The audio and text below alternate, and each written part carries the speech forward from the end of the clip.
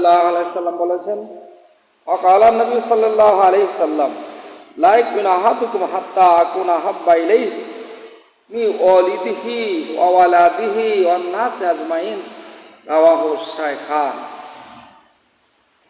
রাসূল পাক সাল্লাল্লাহু আলাইহি সাল্লাম বলিয়াছেন, তোমাদের কেহই খাঁটি মুমিন হইতে পারে না যতক্ষণ আমি তাহার নিকট তাহার পিতামাতা, সন্তান সন্ততি এবং সকল লোক হইতে অধিক প্রিয় পাত্র না হই।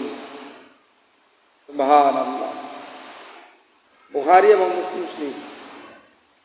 শাইখান মানে বুখারী এবং মুসলিম শরীফকে বোঝানো হয়েছে। অর্থাৎ লা ইয়াকুনু আহাদুকুম হাত্তা আকুনা হাব্বা ইলাইহি, নবীজি বলেন, তোমাদের কেহ খাঁটি মুমিন হইতে পারে না যতক্ষণ পর্যন্ত আমি তাহার নিকট পিতামাতা, সন্তান সন্ততি এবং সকল লোক হইতে অধিক প্রিয় পাত্র না হই। অর্থাৎ তাহলে বোঝা গেল তার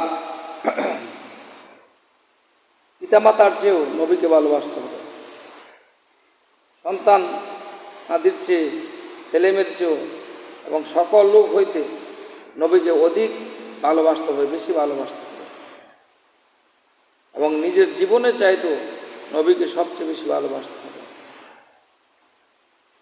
তাহলে সে মুমিন হইবে।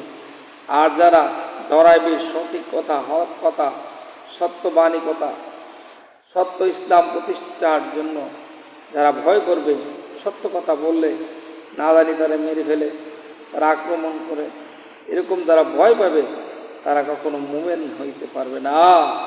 সত্য প্রতিষ্ঠার জন্য জিহাদ না করলে, সংগ্রাম না করলে, সত্য বাণী না প্রকাশ করলে সে মুমিন হয় না।